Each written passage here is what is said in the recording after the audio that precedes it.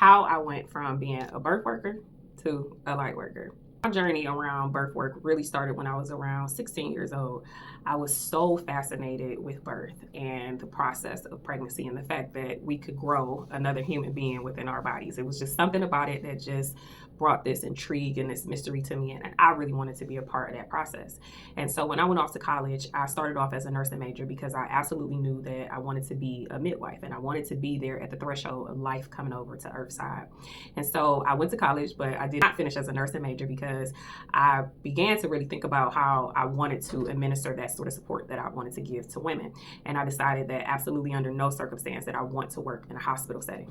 So I ended up changing my major. I graduated with a communication studies degree. But after I graduated, I entered the nonprofit industry, and I worked for several nonprofit organizations until I founded my own nonprofit organization called Birth and Beautiful Communities.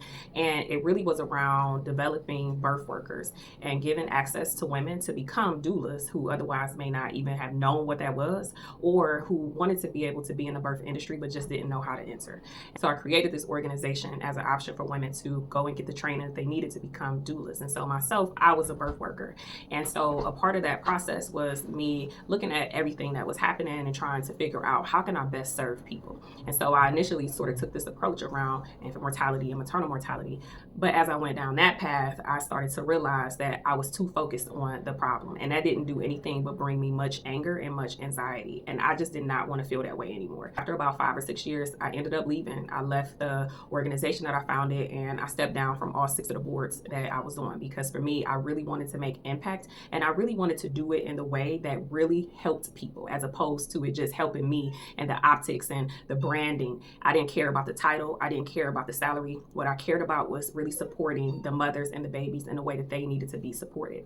And going on my own sabbatical that I took, a part of that process was me going on this spiritual journey and on this spiritual quest, and me really discovering and rediscovering who I was, really me remembering who I was, because we forget who we are. When we come into this world, it's a clean slate. We know who we are. And then as we start to grow, we have the adults around us who are telling us who we should be or who we're not. And so that is a big process of unlearning those things that is put into our subconscious to make us feel limited and to make us think that we only have certain options. And so this journey has not been easy at all. I mean, it's been very rewarding. Absolutely, it's been rewarding because I feel more like myself than I ever have before, and I'm not afraid to completely be myself. And so that's a plus and a bonus all within itself. But going from being a birth worker to a light worker really has this connection, right? Because as a birth worker, here I am standing at the portal of life, of a light, right? Watching babies come into this world, Earthside.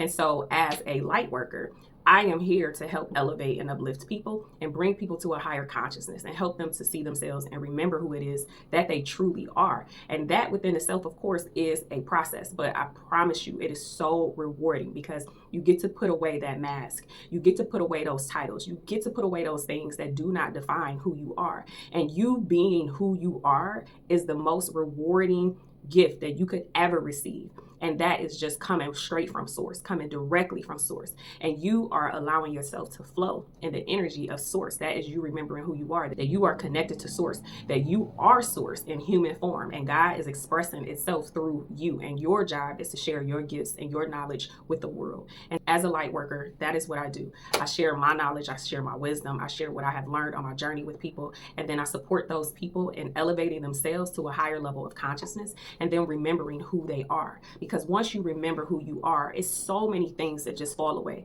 The distractions fall away. The people and situations that are not aligned with you, they fall away. Everything that is not in alignment with your highest good, it just falls away. And the things that come into your life are the things that are in alignment with you and alignment with your true desires. But you never get to that place if you don't give yourself the space and the time to figure it out. And so because we are used to working so much and we are in this grind culture and we have this set of 9 to 5 and you have to do this and we have to meet all day, you don't really have that time. You don't really have that space unless you have the courage to take that space to say, look, no matter what is happening, what is going on, I am going to focus on me. And I did that for over the last 2 years. To be honest, I was afraid when I made this whole change, but I trusted. I knew that there was something more on the other side, and I was absolutely right.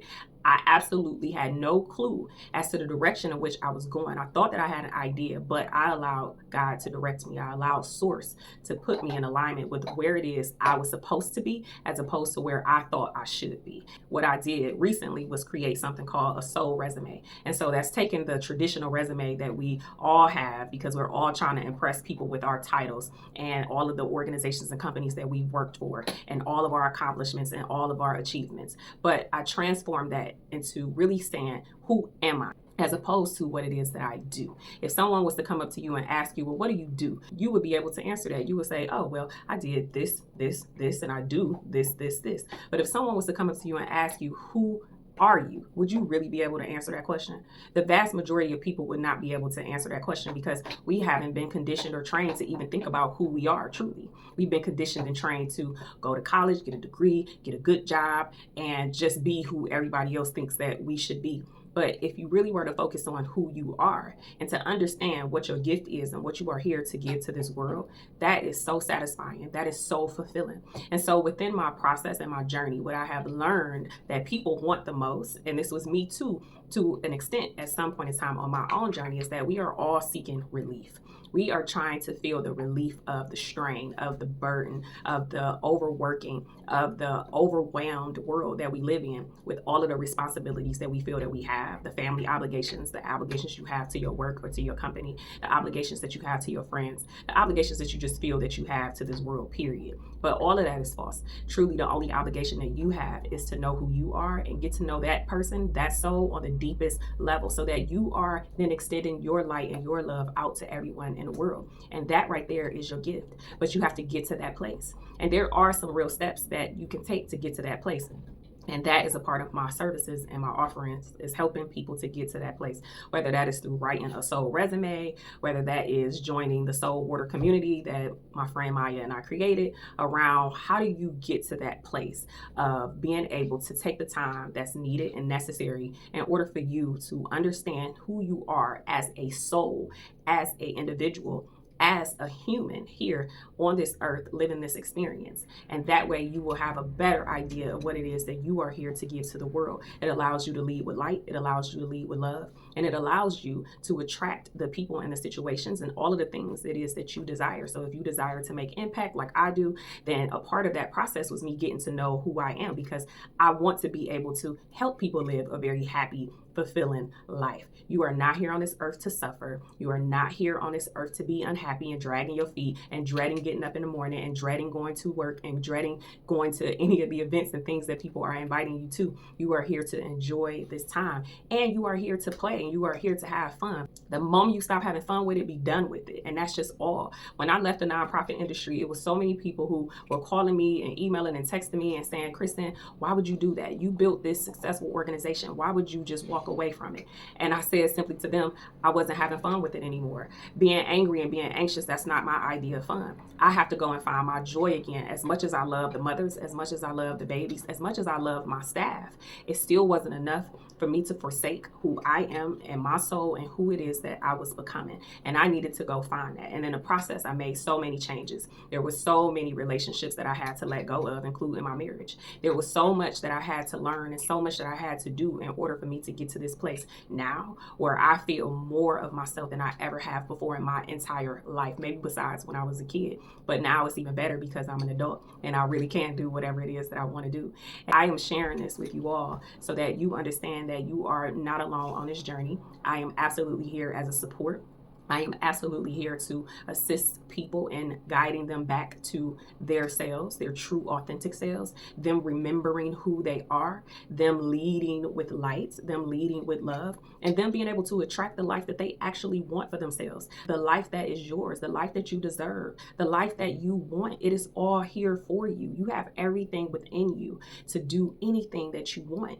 You are success. You are safe. You are secure. You are courageous. You do have confidence. These are things that you have to tell yourself, and you have to know it, right? You have to know it. It's not a delusion. It's not an illusion. That is truly who you are. You are a unique, beautiful, wonderful being. There will never, ever, ever be another person on this earth like you. There never has been, and there never will be. There is only you. You are the Alpha and Omega of your life. You are the beginning and you are the end of your life. No one will ever be able to replicate you. No matter how somebody might try, they cannot do it. They are not you. You have a unique purpose. You have a unique soul. You have a unique message. You have a unique cause. You have a unique mission.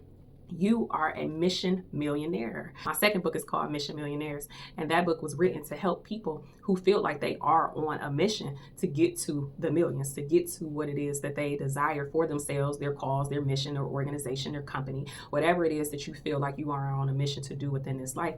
I went from helping people to construct nonprofit organizations from a logistic standpoint to a holistic standpoint, from a light working standpoint. And I'm just here to give you the keys. I'm here to give you the wisdom. I'm here to give you the jewels. I'm here to give you whatever it is that you feel like you need in order for you to achieve the life and the things that you want.